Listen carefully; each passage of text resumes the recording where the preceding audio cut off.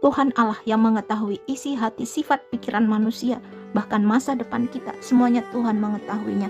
Itulah sebabnya Allah berkenan untuk memilih siapapun yang Allah berkenan untuk menyatakan dirinya. Sekalipun bagi dunia, kita ini brengsek di mata manusia, kita ini seorang berdosa. Tetapi kalau Allah berkenan dalam kehidupan kita, sama seperti Rasul Paulus, maka tidak ada yang tidak mungkin, tidak ada yang mustahil bagi Allah. Ketika sedang dalam perjalanannya ke Damsyik, tiba-tiba pada siang hari itu, Rasul Paulus melihat suatu cahaya yang lebih terang daripada cahaya matahari turun dari langit, meliputi Saulus dan teman-teman seperjalanannya.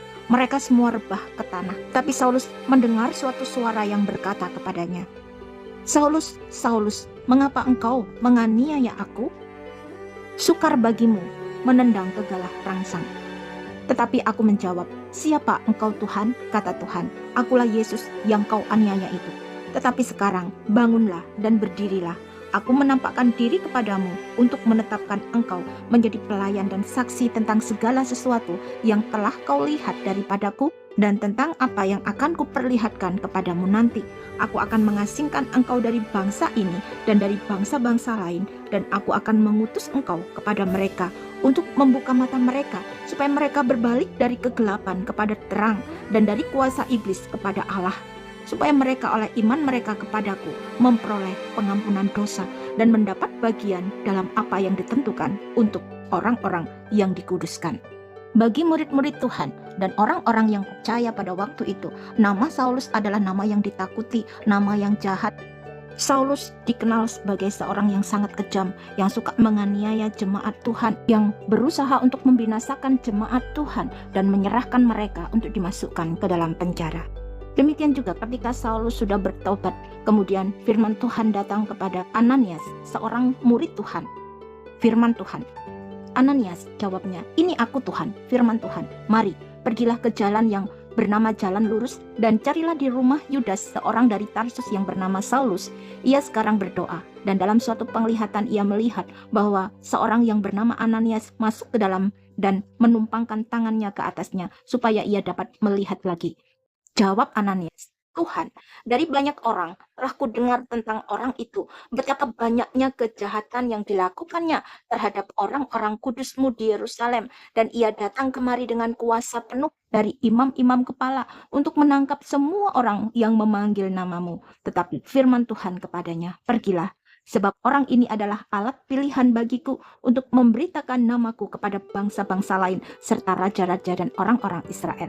Aku sendiri akan menunjukkan kepadanya betapa banyak penderitaan yang harus ditanggung oleh karena namaku."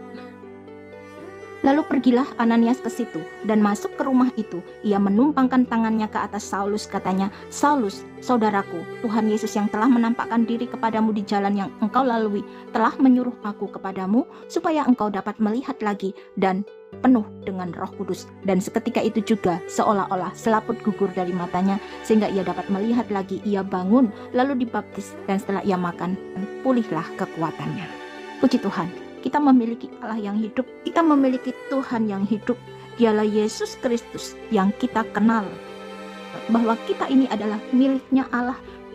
Sekalipun Tuhan Yesus telah mati disalibkan, lalu dikuburkan, tetapi kubur kosong menyatakan bahwa Dia hidup dan berkuasa.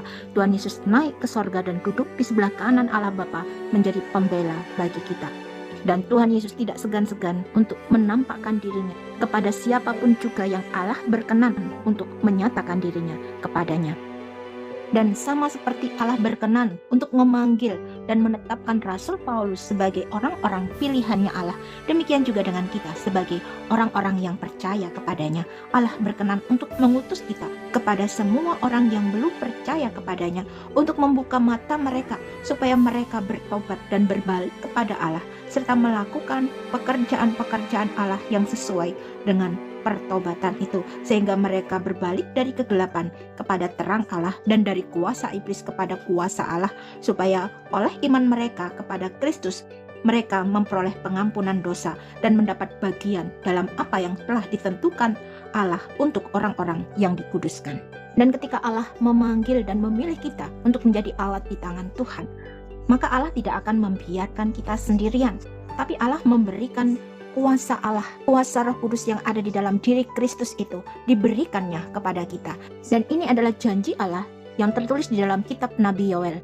Demikian firman Tuhan. Kemudian daripada itu akan terjadi bahwa aku akan mencurahkan rohku ke atas semua manusia. Maka anak-anakmu laki-laki dan perempuan akan bernubuat. Orang-orangmu yang tua akan mendapat mimpi. Teruna-terunamu akan mendapat penglihatan-penglihatan. Juga ke atas hamba-hambamu laki-laki dan perempuan akan kucurahkan rohku pada hari-hari itu. Aku akan mengadakan mukjizat-mukjizat di langit dan di bumi. Darah dan api dan gumpalan-gumpalan asap. Matahari akan berubah menjadi gelap gulita dan bulan menjadi darah sebelum datangnya hari Tuhan yang hebat dan dahsyat itu. Dan barang siapa yang berseru kepada nama Tuhan akan diselamatkan. Sebab di Gunung Sion dan di Yerusalem akan ada keselamatan seperti yang telah difirmankan Tuhan. Dan setiap orang yang dipanggil Tuhan akan termasuk orang-orang yang terlepas. Janji Allah adalah ya dan amin, akan tergenapi pada waktunya Allah sendiri. Tetapi kamu akan menerima kuasa kalau Roh Kudus turun ke atas kamu, dan kamu akan menjadi saksiku di Yerusalem dan di seluruh Yudea dan Samaria dan sampai ke ujung bumi. Sesudah ia mengatakan demikian, terangkatlah ia disaksikan oleh mereka, dan awan menutupnya dari pandangan mereka. Dan ketika tiba hari Pentakosta, ketika rasul-rasul itu dan semua orang percaya berkumpul di satu tempat, tiba-tiba turunlah dari langit suatu bunyi seperti tiupan angin keras yang memenuhi seluruh rumah di mana mereka duduk. Dan tampaklah kepada mereka lidah-lidah seperti nyala api yang bertebaran, dan hinggap pada mereka masing-masing. Maka penuhlah mereka dengan Roh Kudus, lalu mereka mulai berkata-kata dalam bahasa-bahasa lain seperti yang diberikan oleh Roh itu kepada mereka untuk mengatakannya. Kuasa Roh Kudus tidak hanya berhenti kepada semua orang percaya yang berkumpul di loteng Yerusalem pada waktu itu saja, tetapi baptisan Roh Kudus dicurahkan, diberikan kepada semua orang yang percaya sampai kepada hari ini. Allah memberikan kepada kita karunia Roh Kudus yang berharga ini bukan untuk diri kita sendiri dan melupakan kebutuhan yang dibutuhkan oleh dunia ini. Bukan hanya untuk menimbulkan rasa senang di dalam hati kita, kemudian kita bersorak-sorak memuji-muji Allah untuk diri kita sendiri, untuk kita dibuatkan sendiri. Tapi kita diberi karunia kuat kuasa Roh Kudus oleh Allah supaya kita memiliki kuasa untuk memenangkan jiwa bagi Kristus, supaya mereka beroleh keselamatan, supaya mereka dapat berbalik dari kegelapan kepada terang Allah yang ajaib, sehingga mereka memperoleh pengampunan dosa yang daripada Allah, supaya kita keluar dan menjadi saksi bagi Kristus. Lalu ia berkata kepada mereka, pergilah ke seluruh dunia, beritakanlah Injil kepada segala makhluk. Siapa yang percaya dan dibaptis akan diselamatkan, tetapi siapa yang tidak percaya akan dihukum. Tanda-tanda ini akan menyertai orang-orang yang percaya. Mereka akan mengusir setan-setan demi namaku. Mereka akan berbicara dalam bahasa-bahasa yang baru bagi mereka. Mereka akan memegang ular, dan sekalipun mereka minum racun maut, mereka tidak akan mendapat celaka. Mereka akan meletakkan tangannya atas orang sakit, dan orang itu akan sembuh.